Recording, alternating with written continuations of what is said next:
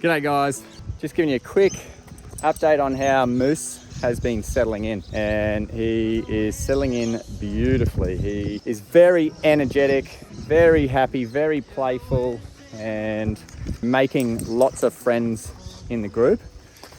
As to be expected, of course, he's winning over and making good friends with all the really playful pups. And he's got a lot of energy in this pack to match his own energy, and he's got quite a lot.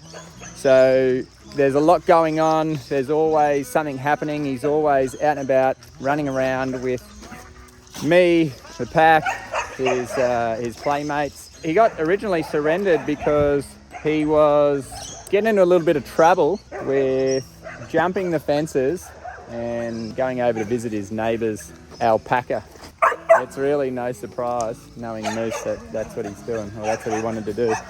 He can jump really, really well. He has jumped the fence once before to follow me, but he doesn't do it that often. He doesn't need to. He just gets to do whatever he wants. We have been concerned about it because, you know, whenever I leave to go to the post office or whip up the shop, initially was always that concern about, will he want to jump and come with me? But there's always so much going on here. All the dogs, they play, they get into all sorts of stuff, and Sam says that they probably are a little bit more cheeky as soon as I go anyway, so that excitement level raises a little bit as far as the cheeky, playful dogs that Moose definitely wants to be a part of. And he's also lost his sister, Posey. We didn't lose her, but they got separated when they were adopted out, so he's loving having a couple of really high energy, bouncy, playful boxer sisters in Maggie and Hope. He's also, no surprise, massive fan of Rover and Miss Red, Shadow. There's not really many dogs that he doesn't get on with, which is a good thing. And I say not many because it brings me to my next point. But first, I just wanted to touch on the fact that Moose has filled that void missing his sister with Maggie and Hope. But I also feel like Moose is filling a void for Maggie in a way with having lost Barney. It is a nice thing to see where they are playing very similarly. They do have that understanding of each other, their play styles, they're connecting, you know, they get it. There's not much miscommunication there, and it's a good thing to see where you can never completely fill that void, but Moose is doing a pretty good job of helping Maggie move on, which is fantastic. On that note, talking about Moose and filling Barney's shoes, he is a little bit more like Barney than we first thought. He's starting to dabble in the pack politics, and I never would have thought that Moosey boy would get into the politics, but he had a little bit of a introduction into Fredo and Fredo's domain very early on in his time here at the farm, and for the first good couple of weeks he just thought, stay away from that guy.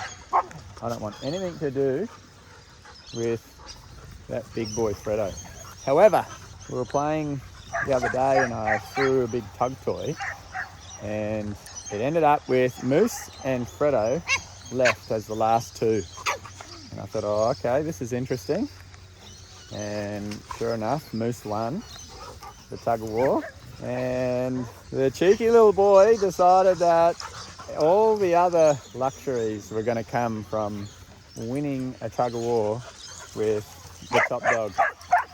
So he started pushing his luck a little bit and started to tussle a little bit with Fredo, which is really light-hearted at the moment. It's really nothing serious, but you can see that it's opened up a door in Moose's mind that you're not untouchable. He all of a sudden has seen a vulnerability. And so at this stage it's still real playful, and you know, Moose has got no real intention there.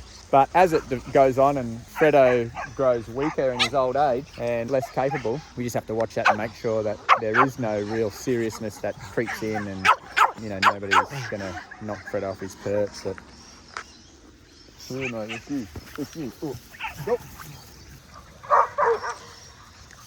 So Moosey boy taking a couple of cheap stabs at Fredo, and quite comfortable in the fact that he's pretty young and agile and capable, whereas Fredo's a bit older and slower and less able to duck and weave and maneuver. So he definitely keeps his distance when Fredo's got his eye on him, but just starting to show off his abilities a little bit, I think.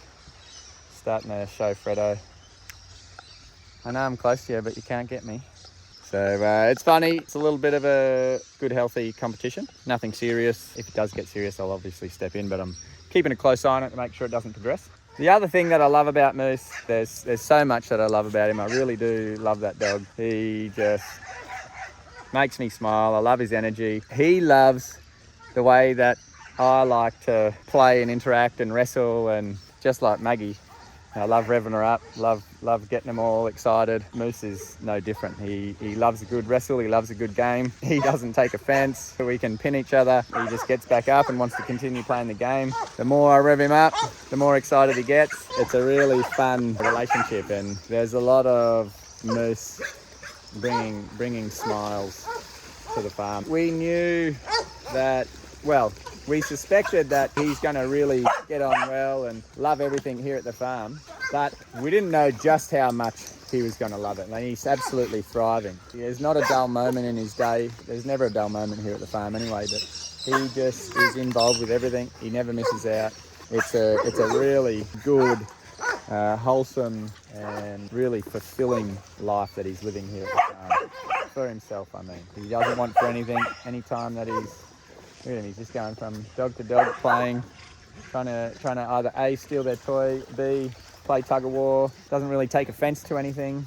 Roscoe obviously is giving him the don't you dare come near my toy vibes, and he's just staring at it, looking at it, you know, paw at it. It does make me laugh. Good moosey boy. Oh, good boy. He's a good boy, mate. You see?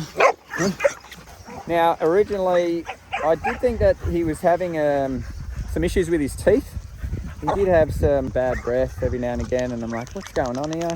Really need to find out what's happening. You're looking at his teeth, and they all look fine. He's a young dog. Nothing stands out. But we discovered something about Moose that causes his bad breath. He's a poo eater. Ooh-wee. And does he eat poo like nothing else? I'm not sure if everyone remembers the video of Shadow eating the bowl of porridge and it flicking up everywhere. Oh, it's a bowl of soup and it's flicking up everywhere, you know. And then you look at the size of Moose's tongue, and, you know, we have a young boy, Wolfie, who's toilet training at the moment with a potty.